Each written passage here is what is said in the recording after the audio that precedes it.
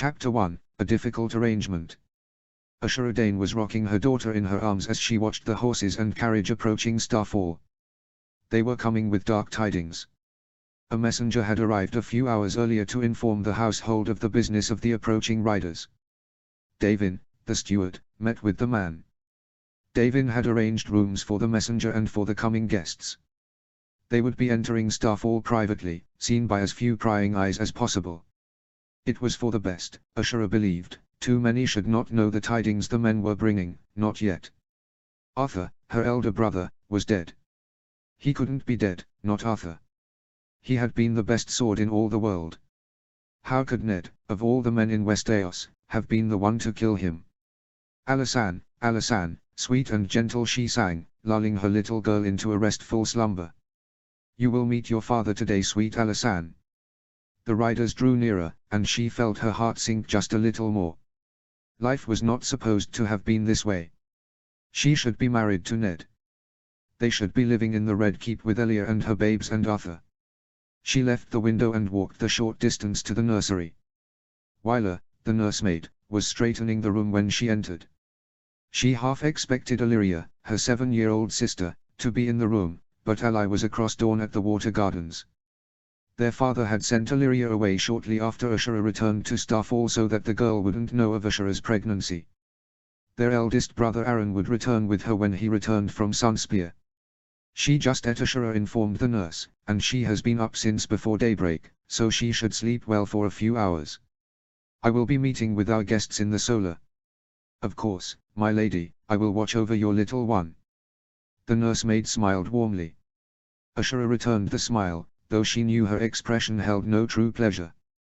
She walked slowly to the solar, the room which had once been her father's and was now her brother's. She did not want to be in that room, it reminded her too keenly of what the war had cost her. Her father was gone, slain in the Battle of Ashford. He had gone to war for duty, for loyalty, and to honor their liege lord and king. His body had not been returned, and would never rest with his forebears. Elia, her closest friend, her confidant, her princess, was dead, murdered in King's Landing along with her 2 babes. Elia, sweet Elia, made of Valyrian steel and twice as sharp, though everyone thought her made of glass. They had known one another since they were girls, and they were cousins to some close degree. Lady Aliandra Dane nee Martell, Ashura's mother, was first cousin to Maria Martell, Elia's mother. Ashura had held both of Elia's children. Rhaenys was so much like her uncle Oberyn, so full of life and light and fire. Aegon was only a babe. What sort of monster murders babes? She wished that she had been in King's Landing longer, so that she could have seen Rhaenys dance to her father's songs and Aegon's teeth begin to grow. Alas, she had been sent away as soon as her condition, her pregnancy with Alysanne, had become known. Elia had dismissed her home, so that she might not become a source of gossip in the court. Her father had forced her to remain sequestered within a select few rooms of Starfall so that her shame could be kept hidden. She had been forbidden to write to anyone about her pregnancy, as though that would make the condition disappear. By the time Aelys had been born, the war had begun and she dared not name Alysanne's father. He was condemned to death, a traitor of the crown, until the usurper won his war with Eddard Stark by his side. Would he have waited for her if he had known about Aelys? Would he have killed Arthur? She felt nothing. Arthur couldn't be dead. He was the best sword in the world. Why would Ned kill Arthur? Why would Ned even be in Dorne? Why did he marry Catelyn Tully when he had promised to marry her? Why was her father dead? Why? She wondered how much time had passed between entering the solar which had been her father's to the time Lord Eddard Stark arrived. She had lost count of time when Davin entered the room and told her about the guests. Lord Eddard was accompanied by another man, 2 women, and an infant. Davin had escorted them to private rooms, far from prying eyes. They had asked for a wet nurse for the babe, and the infant had been taken to Wyler. Ashura acknowledged the steward's words and then asked for Lord Stark to enter the room. Eddard Stark entered, and they were left alone. He was worn, tired, and covered in fine red dust from the Red Mountains. She saw the shadows in Ned's eyes, her Ned, and she wished that there was something inside of her which could feel anything. She wanted to love him, to touch him, to be told that nothing bad had happened since they had made Aelys at Harrenhal. They did not speak as he approached and placed Dawn, Arthur's sword, the sword of House Dane, upon the desk before her. She touched the sword gingerly, biting back tears which threatened to fall. That was a funny thing, she did not remember when last she had cried. Was it when she had lost Ned or her father or Elia and the babes? She did not know, for she had not felt anything in so very long. Did you kill him? She questioned quietly. She kept her eyes trained upon the blade, not wanting to make eye contact. She did not want to see him, not now. Yes, he answered eventually. She could hear the pain in his voice. Did he have a right to pain? Yes, she knew he did, he too had lost much. It was never supposed to be like this. He was guarding my sister. I would never have let harm come to her. They raised up their swords and we fought back. Only 2 of us survived the day. Your sister. She had nearly forgotten Lyanna Stark, the girl for whom a realm was destroyed. She looked up at him, seeing the anguish which lined his eyes and face. She's dead, he whispered. May the gods give them rest. Arthur had died as he had lived, he would have wanted nothing better. Why had he been guarding, and she knew? Arthur had said, only briefly and a few months past, that he was doing his duty to his sovereign.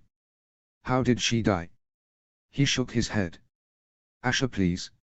She snapped, cutting off his words. It was venom, the first emotion she had felt in many months other than when she felt peace holding her little girl. The baby's hers, isn't it? The color drained from his face. He's an infant, innocent of anything his parents did. The dragon's whore had a child, a cousin to her own Alysanne. A child who had been born while his own half-brother and sister were murdered beside their mother. She wanted to laugh or cry, she did not know which felt more appropriate. Why bring the bastard of the dragon's mistress here? That child will find no safety in Dawn. He sank into one of the chairs near her. I needed to see you. I needed to explain everything to you. I needed to return Sir Arthur's sword. I don't know what to do with him. I don't know what to do. She laughed, a bitter tone. I heard that you have married. His face displayed guilt, pain, at least he could feel something. Ashura, you're sorry. I know that during the war our families were on opposite sides, but do you really think an apology will heal the hurts I feel? My father is dead. My closest friend and her children are dead. My brother is dead at your hands. She laughed, nearly hysterical. I have a daughter, Ned. Alysanne is your firstborn. What will become of her? He placed his head in his hands and she stood. She was fury and he was nothing but shocked. A daughter. He seemed lost. Asher, I didn't know.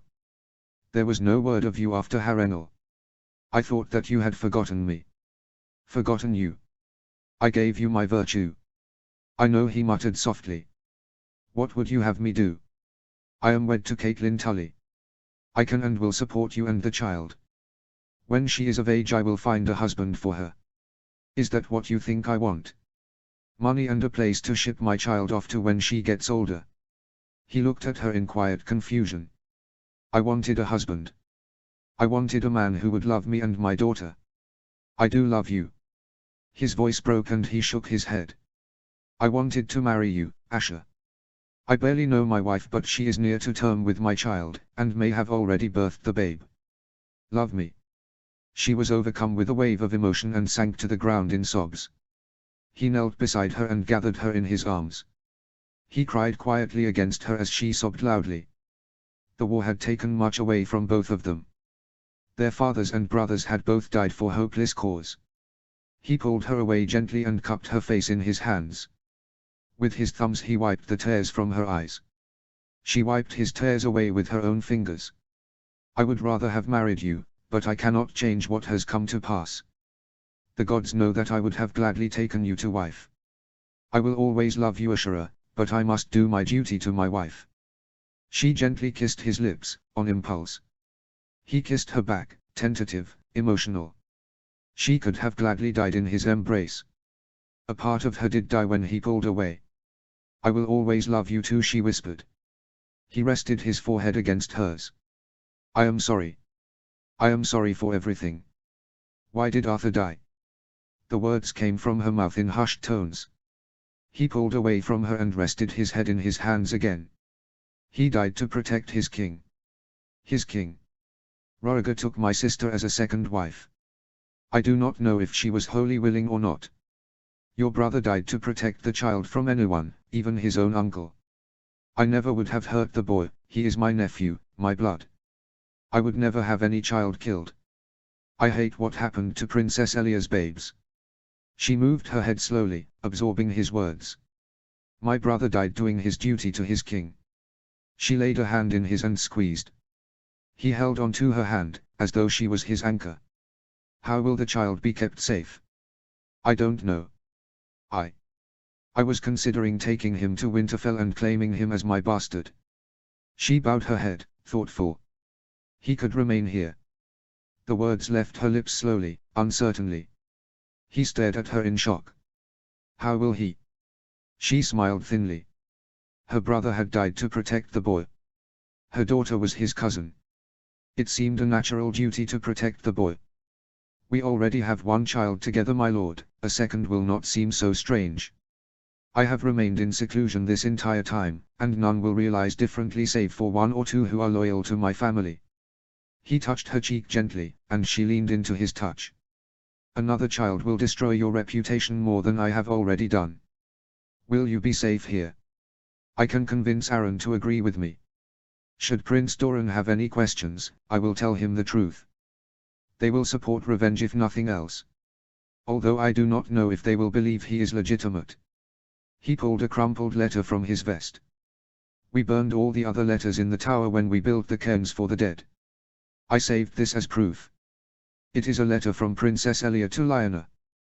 Keep it if you will, so that someday the boy will know the truth. He passed her the letter and she read it slowly, memorizing and touching the words of her now deceased friend. She did not understand the letter entirely. She did not understand how Elia could have known about Rhaegar and Lyanna and never speak a word to anyone.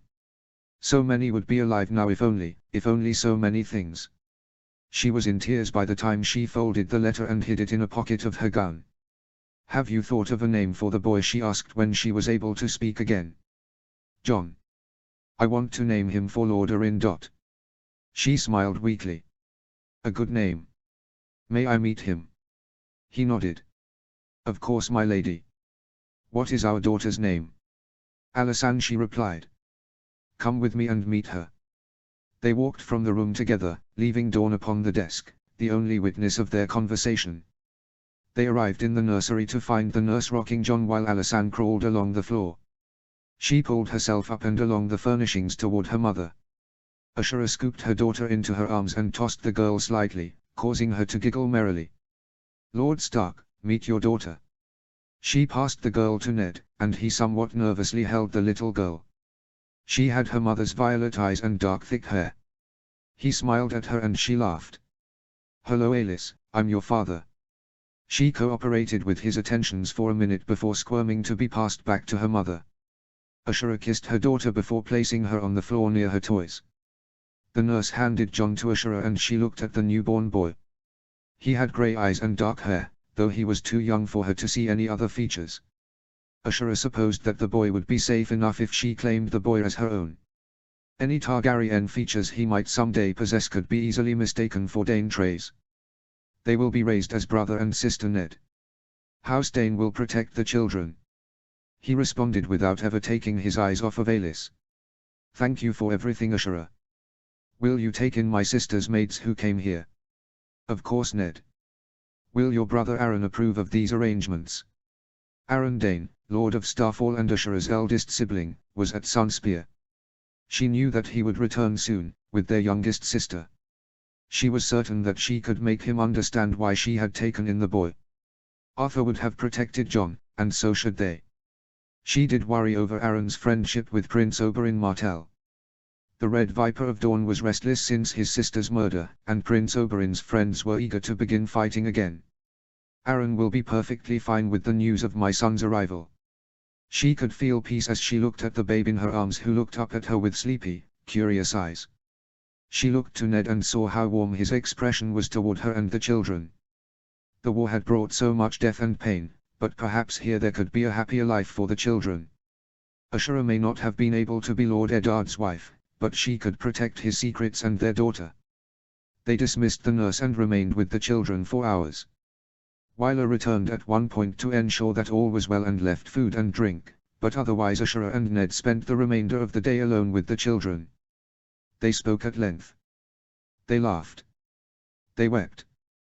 They kissed as though they would never touch again. Lord Eddard Stark and Lord Howland Reed tarried a fortnight at Starfall before beginning the long journey north. Leaving Ashura and the children was one of the hardest decisions that Ned had ever made, but he knew that his duty was elsewhere. Winterfell was his home, and the north was his to rule. His bride and their child were at Riverrun but would also make the journey north now that the war was ended. Many times during their stay and after departing from Starfall, the Lord of Winterfell tried to tell himself that he would never betray his vows to his bride. He told himself that he was a good and honorable man. However, a good, honorable man would never have had to make the decisions which he had made. He had taken Ashura's virtue and married another woman. He had killed the uncle to his own daughter. He was protecting the heir to the throne. A boy who would, in all likelihood, one day try to overthrow Eddard Stark's best friend. Eddard Stark was just a man. A good man, but filled with faults. Ashura was his weakness. Ashura was his love and joy and shame. He had left her with child when he returned to the north. Chapter 2, with deepest affection. I have named him Arthur, Sand of course. His eyes are grey like yours and John's. Prince Oberyn said that I was like to have a brood to rival his own. I laughed at that suggestion. I have no interest in anyone but you, and you are in Winterfell with your bride and son. Congratulations upon the birth of your heir. I do wish for you to have many happy and healthy children with your bride. I know that she must hate me, but let her rest assured that I will remain in Dorne, at Starfall, with our children.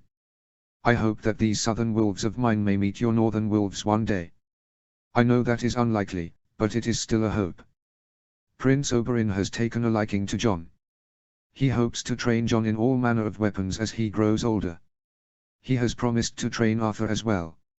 My brother Aaron is fully in favor of Prince Oberyn training Jon. They are also contemplating training Daenerys with weapons. I have told them that they may train the boys to fight, but not Alysanne.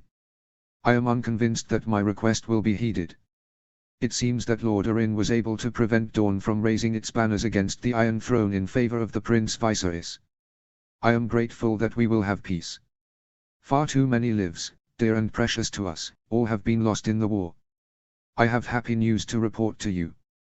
Aaron is pledged to wed Marissa Cui. From what I have heard, she is a lovely young woman, younger than I am by 4 years. Aaron is 5 and 10 years her senior, but the match is a good one. The Cuis have their seat at Sun House, which is not far from Starfall. They are sworn to Highgarden, but we shall not hold that against them. I am glad that Aaron will wed again.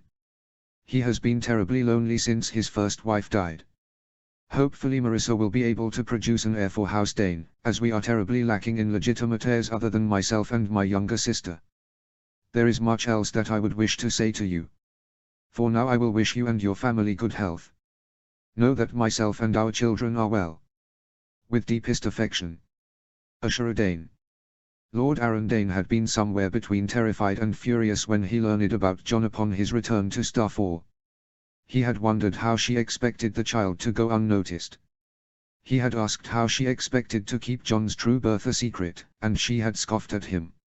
I have been kept in private apartments while our steward runs the affairs of Starfall, dear brother, she spat. Most of our staff are unaware that I have one child, and Aelys is over a year old. A second babe having been conceived during the war by the same man is hardly unusual. I don't understand how you could help Lord Stark of all people. He killed our brother. Our brother died to defend Jon. It is our duty to do the same. Besides, he is Aelys's cousin, it will be good for them to be raised together. They had fought fiercely and he had called her any number of coarse names. In the end, however, he had agreed that their duty was to protect Jon. She had been correct in her assumption that the staff had little to no knowledge of her children. Of the servants who knew that Jon was not Ashura's, they found few issues. Davin, the steward, was born and raised at Starfall. His family had been in service to Housdane for generations. He would keep any secret that was required of him. Wyler had also been born and raised at Starfall, and she adored Jon. She treated him as though he was her own, though to a lesser degree than Ashura. The two handmaidens who had been Lyanna Stark seemed trustworthy enough, but they were strangers, and Jon was too big a secret to entrust to strangers. Ashura had forbidden them from leaving their room other than to assist with Jon. Arryn had not known what to do with them either, and maintained their restrictions. When Prince Oberyn Martell had been told the truth about Jon, he had taken them from Starfall. Neither Ashura nor Arryn ever asked what became of them. Telling Prince Oberyn Martell that Jon Sand was in truth Jon of House Targaryen had been a harrowing endeavor. He was able to discern that Jon was not Ashura's in an instant. He accused her and Arryn of protecting the child of the dragon's whore. It had taken Elya's letter, which Ned had left behind, and a long discussion of Arthur Dayne's final wishes for the Red Viper to be appeased. His first action was to burn Elya's letter, for safety. His second act was to promise that Elya would be avenged. He also swore to train Jon to fight, and he swore to keep the secret of his birth. Then, for a time, there was peace. Lord Arryn visited Dorne to plead for peace, and peace was secured. Dorne, in return, withdrew from the politics of Westeros.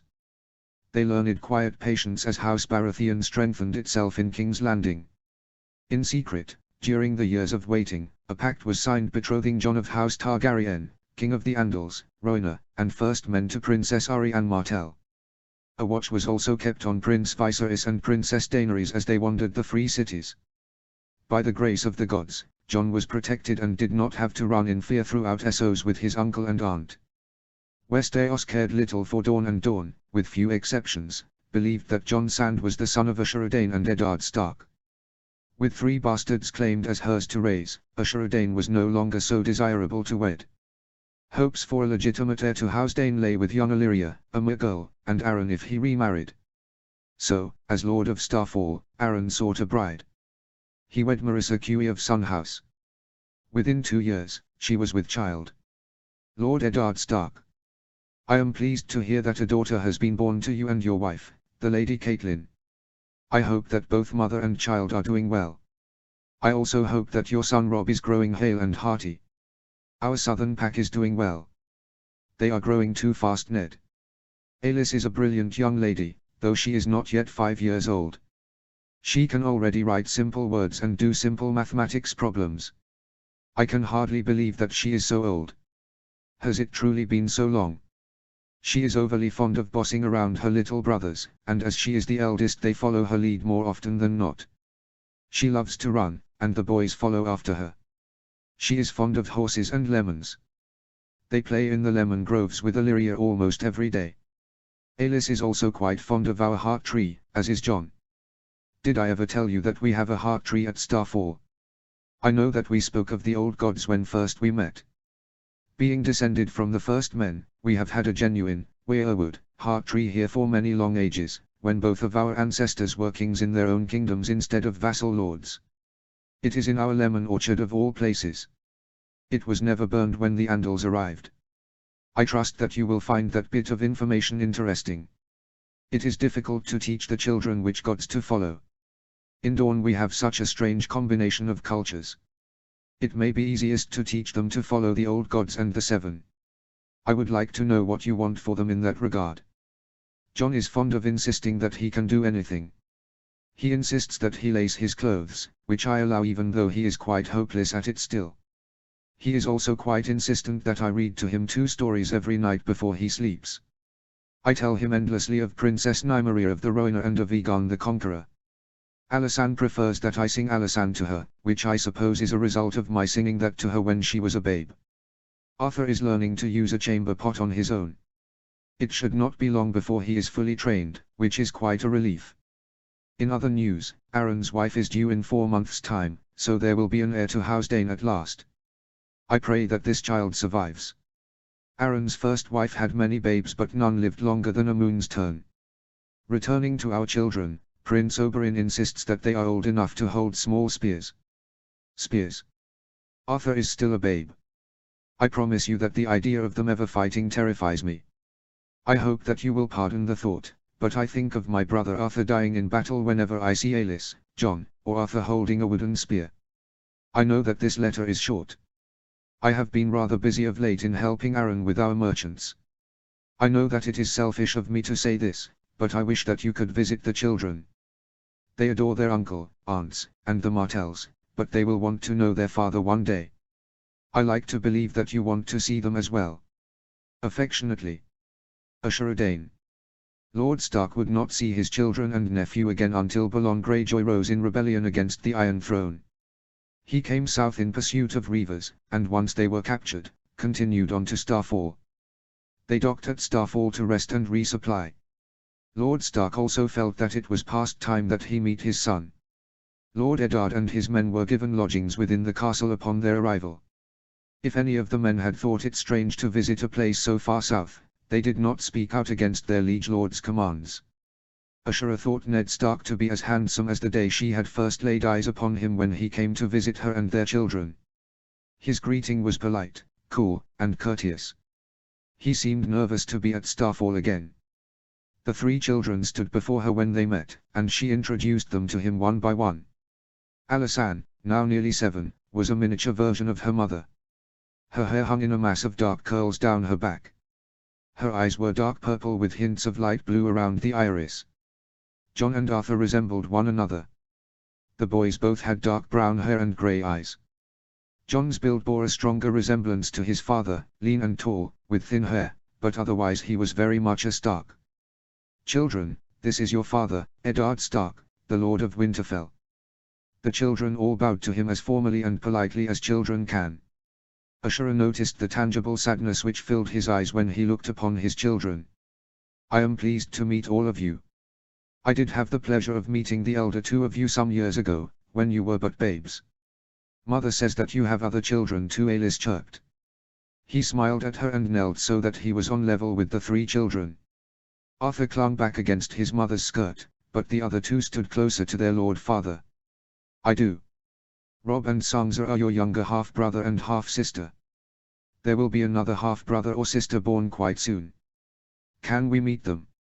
Alis questioned. She, always the first to speak.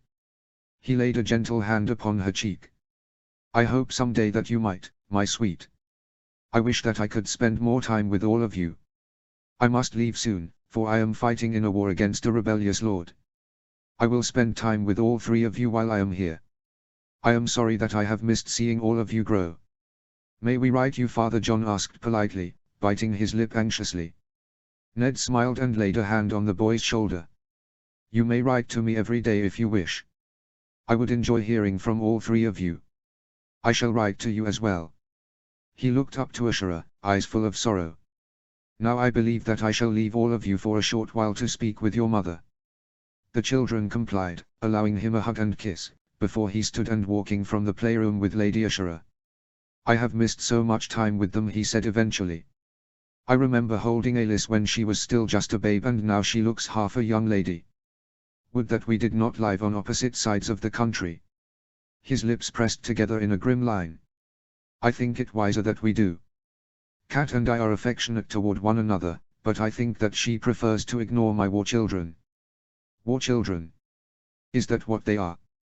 Ashura laughed at the notion. He gave a non-committal shrug. "I think that if it were just Alis, she could forgive me. Perhaps she would even allow a visit from both of you.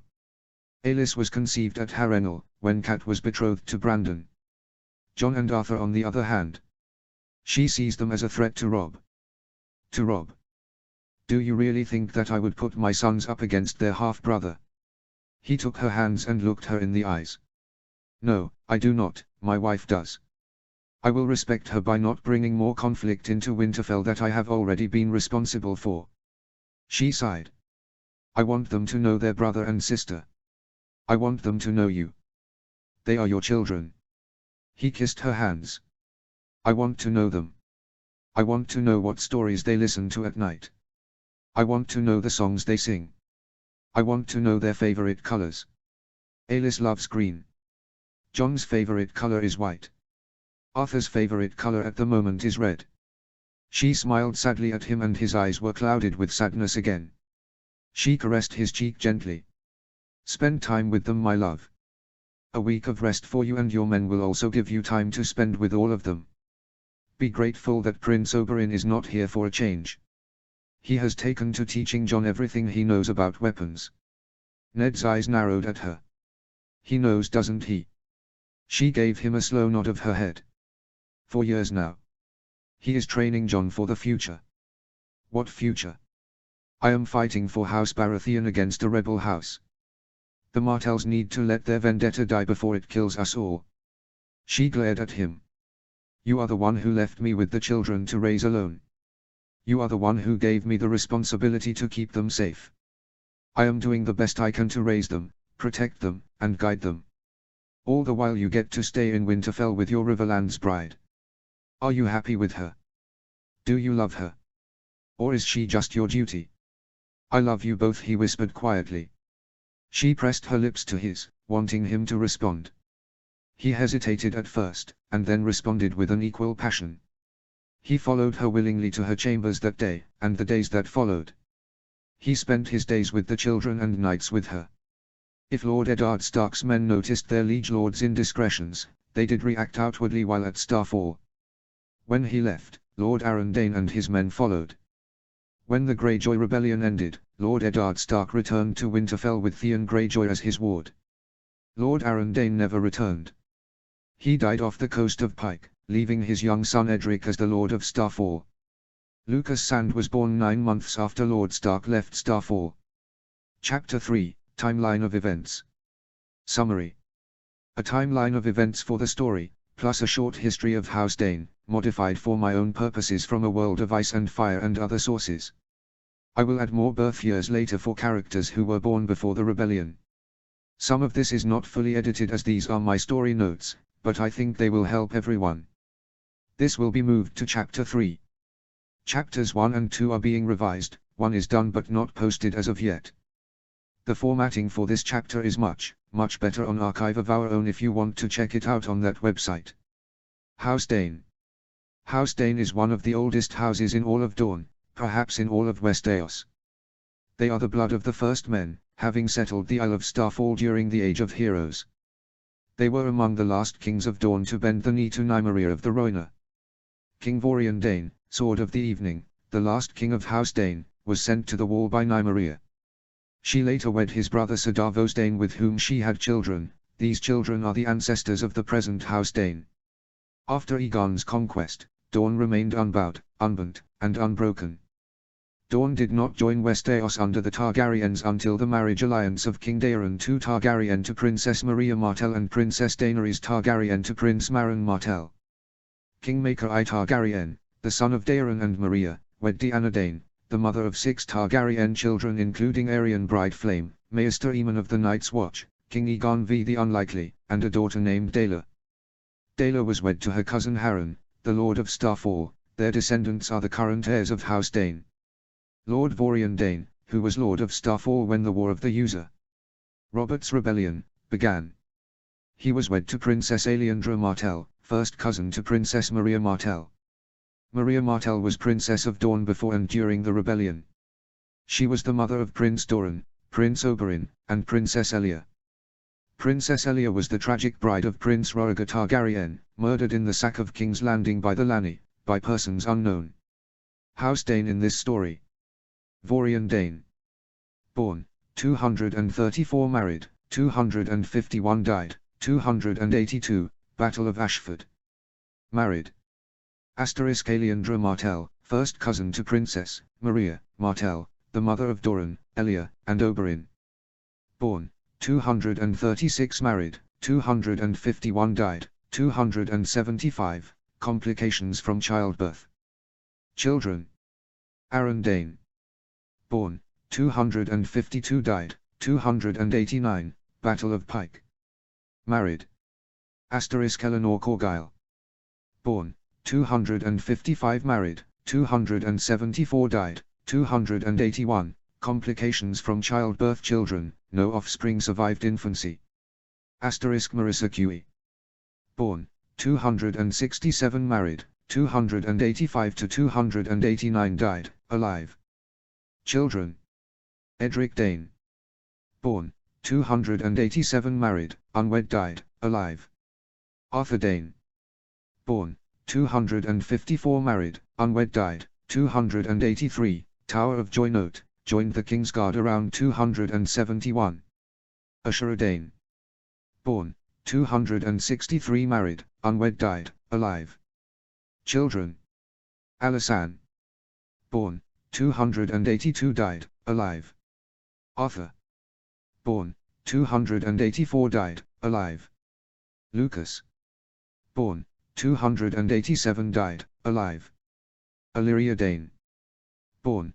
275 married, betrothed died, alive. Note, betrothed to Beric Dondarrion, Lord of Blackhaven, in 294.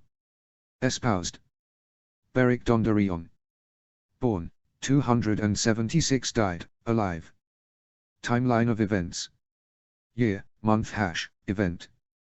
256. 256 Mace Tyrell is born. 257. 258. 258 Aeleri Hightower born. 259. 259 Rhaegar Targaryen is born. 259 Tragedy at Summerhall. 259 King Aegon V Targaryen dies. 260. 260 War of the Nine Penny Kings. 260 Ormond Baratheon dies. 261. 261 Destruction of House Tarbeck and reign by Tywin Lannister. 262. 262 Aerys crowned king. 262 Brandon Stark is born. 262 Robert Baratheon is born. 263. 263 Ned Stark is born. 263 Tywin and Joanna Lannister marry. 263 Ashura Dane is born. 264. 264 Catelyn Tully is born. 265. 265 Stannis Baratheon is born. 266. 266 Jaime and Cersei Lannister are born. 266 Lysa Tully is born. 267. 267 Tytos Lannister dies. 267 Lyanna Stark is born. 268. 268 Petyr Baelish is born. 269. 269 Benjen Stark is born. 270. 271. 272. 272 Oberyn Sand is born. 273. 273 Edmure Tully is born. 274. 274 Tyrion Lannister is born. 275. 275 Viserys Targaryen is born. 275 Willers Tyrell is born. 275 Nymeria Sand is born. 275 Illyria Dane is born. 275 Aeliandra Martell dies. 276. 276 Arianne Martell is born. 276 Beric Dondarrion is born. 276 Asha Greyjoy is born. 277. 277 Renly Baratheon is born. 277 Garland Tyrell is born. 277 Tyen Sand is born. 278. 278 Rhaegar Targaryen and Elia Martell marry. 279. 279 Theon Greyjoy is born. 280. 280 Brian of Tarth is born. 280 Jaime knighted. 281. 281 3 Sarala Sand born. 281 10 Aegon Targaryen born. 281 11 Tony at Harrenhal. 281 12 Eleanor Dane, née Corgyle, wife of Aron Dane dies in childbed. 282. 282 2 Ashura Dane sent back to Starfall. 282 4 Lyanna Stark taken from the Riverlands. 282 5 Brandon Stark arrives in KL. 282 5 summons sent to Rickard Stark Itel within a day. 282 7 Rickard Stark arrives in King's Landing, everyone executed. 282 7 letter arrives in Uri with the order for Jon Arryn to kill Eddard and Robert a week later. 282 7 The rebellion starts. 282 8 Battle of Gulltown, Ned and Robert go to raise their banners. 282 8 Alysanne Sand is born, daughter of Eddard Stark and Ashara Dane. 282 10 Battle of Summerhall. 282 12 Battle of Ashford.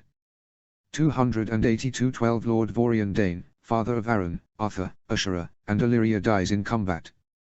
282 12 Siege of Storm's End begins. 283. 283 1 Battle of the Bells. 283 1 Ned / Cat wed, Jon Arryn / Lysa wed. 283 3 Samwell Tarly born. 283 4 Battle of the Trident. 283 5 Queen Rhaella Targaryen and Viserys sent to Dragonstone. 283 7 Sack of King's Landing. 283 7 Margaery Tyrell born. 283 8 Siege of Storm's End lifted. 283 8 Jon, son of Lyanna Stark and Rhaegar Targaryen, born. 283 9 Skirmish at the Tower of Joy, Lyanna dies. 283 9 Ned visits Starfall. 283 10 Robb Stark born. 284. 284 2 Catelyn and Robb head north.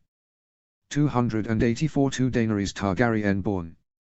284 4 Catelyn and Robb arrive in Winterfell. 284 6 Arthur Sand born. 285. 285 3 Aron Dane and Marissa Cui are wed. 285 5 Elia Sand is born. 286. 286 2 Joffrey, née Baratheon, is born. 286 12 Sansa Stark is born. 287. 287 4 Tristan Martell is born. 287 6 Edric Dane is born. 288. 288 6 Oberyn Sand is born. 288 11 Greyjoy Rebellion begins. 289. 289 1 Ned leaves Winterfell to fight against the Greyjoys. 289 3 Arya Stark is born. 289 4 Ned visits Starfall during the Greyjoy Rebellion. 289 5 Shireen Baratheon is born. 289 5 Aron Dane is killed in the Battle of Pike. 289 6 Greyjoy Rebellion ends. 289 9 Ned returns to Winterfell with Theon Greyjoy. 290. 291 Lucas Sand is born. 296 Myrcella, née Baratheon, is born. 297 Bran Stark is born. 291. 291 9 Tommen, née Baratheon, is born. 292. 292 3 Robert Arryn is born. 292 6 Doria Sand is born. 293. 294. 294 4 Lorza Sand is born. 295. 295 10 Rickon Stark is born. Jon. Alysanne had been pounding on his door and calling his name for some minutes, but Jon Sand was far too comfortable to bother leaving his bed. When she did not tire of trying to rouse his attention, he made to move from the bed. His movement was stopped by a pair of very strong legs pinning his own to the bed. Tyon, I need to answer the door before Alis knocks it down. The blonde viper unburied her face from the pillows of Jon's bed and slowly opened her eyes. She was by far one of the most enticing women Jon had ever seen, and the first to have entered his bed. Their trysts had begun a moon past, and he did not like to think upon them ending anytime soon. She gazed at him with a predatory smile. Then she could join us.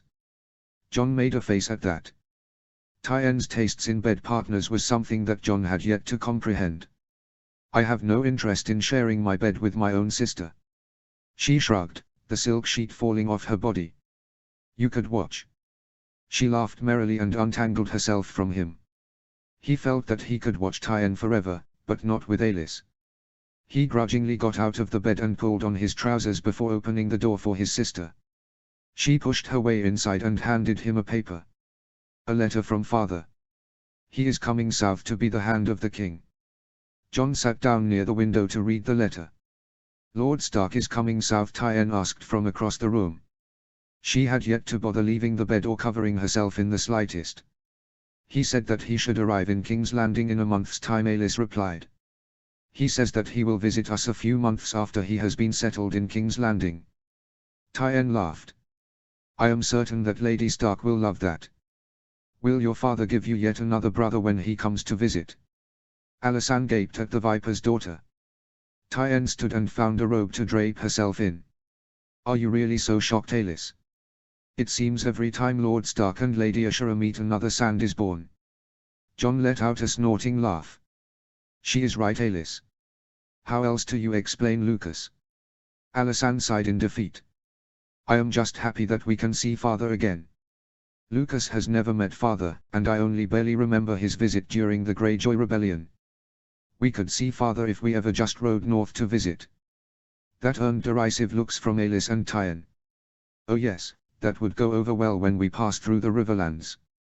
Oh, pay no mind to us, we are just the children of Lord Stark, but not the ones who have Tully blood.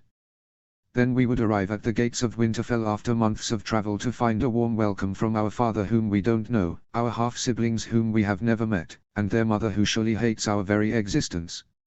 I think I would enjoy seeing that. Tyen gave them her most angelic smile. You should ride with us to King's Landing when our father arrives, Jon offered. She shook her head. Father has forbidden us from leaving Dorne. And mother has forbidden us from leaving as well. Jon gave her a condescending smirk. I have left before. I went with Prince Oberyn to Old Town just last month. Alysanne walked to the bed, grabbed a pillow, and threw it at his head. He caught the pillow and laughed. Don't blame me for being one of the prince's squires. Mother prefers having all of us here, and as a girl you are like to leave last. Tyen tsked at him. She has trained beside myself and my sisters. She wields a sword better than Arthur and rides better than you. Maybe my father should take her for a squire. Alis giggled helplessly at the shock which spread across Jon's face. He had not expected his lover to say his sister should replace him at Prince Oberyn's side. He may need to replace me with Jon anyway if he learns what the two of you have been up to lately. Tyen tossed her hair over one shoulder casually. Father already knows. He has never been too concerned with whom my sisters or I take as paramours. If anyone would try to harm us, then they would not live long. She took several long strides toward Alysanne. I told Jon that you should join us and he refused. Alis wrinkled her nose in disgust. He's my brother Tyen, that's just wrong. The blonde gave a defeated sigh. It was worth asking. Will you join me in the training yard later? Of course, I will be there in 2 hours. I still need to show the letter to Lucas. I will look forward to our sparring. She ran a gentle hand along Alysanne's arm and gave Jon a parting kiss before leaving the chamber. Alis rolled her eyes. She is incorrigible. She's beautiful. She will leave your bed soon enough for someone else's. Jon knew what his sister was saying was true, but he did not want to think upon the eventual future. She is free to do as she pleases, the same as you or I. Do you think that mother will let us visit father in King's Landing? She shook her head uncertainly, her mass of dark, thick curls waving with the motion. I doubt it. She would tell us to wait here until he comes to visit us. You know how much she worries after all of us. Her desert wolves. I would like to meet the northern wolves. Snow wolves, he said with a laugh. She laughed as well. Can you imagine calling our brothers and sisters snow wolves? Their mother would die of embarrassment, I think. In a mocking, high-pitched tone he added, Snow is the northern bastard name and these children are true-born Starks of Winterfell. Her laughter quieted after a while. I wonder what they are like. We only know their names and ages. We don't know anything else about them. He frowned too. They probably don't know much more about us either. Here, take the letter and show Lucas. I have to get dressed and eat before we spar later. She took the letter from him and left to find their youngest brother. Of the 4 children, Alysanne was the only one with any memory of the man they called father. She could remember a tall, stern, grey-eyed man who picked her up in his arms and spun her around. Alice could also remember a man with dark hair and violet eyes. Mother said that the man with violet eyes was her Uncle Aaron, Edric's father. Both men had been gone from their lives for 9 years. He wrote to them regularly. They wrote to him just as often, but writing a letter and being held by a father were 2 very different things. The men who were their models for how a father should be were Prince Oberyn and Prince Doran Martell. Oberyn trained Jon and Arthur to exhaustion on a regular basis. Their intense training shone in their skill with sword, lance, and bow. Alysanne knew that Jon and Arthur would become everything their Uncle Arthur had been. Doran was kinder and gentler than Oberyn. He spoke with them for hours when they visited the water gardens. He taught them to play Savas when they finally learned to have patience. That afternoon, Jon, Alysanne, Arthur, Tywin, Edric, Lucas, and Sarilla trained in archery and spear throwing. Spears were never Tywin's strong point, but she played willingly for a little while. Sarilla's throws and arrows never missed the targets, and she won the competition. Arthur was second best for archery, followed closely by Alysanne and Jon. Jon was second best with the spear. Tywin and Sarilla merely watched when their shooting and throwing competition ended and the others began to fight with tawny swords. Edric and Lucas sparred one-on-one, but the elder 3 did not. They had stopped doing one-on-one sword play years before. Instead, the eldest 3 desert wolves fought as a free-for-all. Hacking, slashing, dancing, parrying, the 3 moved in a rhythm that was all their own. Jon nearly always won their matches, even when Arthur and Alysanne teamed up to defeat their brother. Jon moved his blade faster and more deftly than any of the rest. The only sparring partner Jon had who could defeat him regularly was Prince Oberyn. Alis believed that someday Jon would be the best knight in all the 7 kingdoms. She believed that someday songs would be sung about Sir Jon Sand. He defeated her first and then moved his fight to Arthur. Suddenly, Edric and Lucas turned from their match and charged toward Jon. Jon disarmed their cousin, the Lord of Starfall, first. He quite nearly defeated his remaining brothers, but Lucas tripped him and won the day. Tywin, Sarilla, and Alysanne laughed and clapped for the victory of Lucas and Arthur over Jon. "You cheated," he declared with a laugh.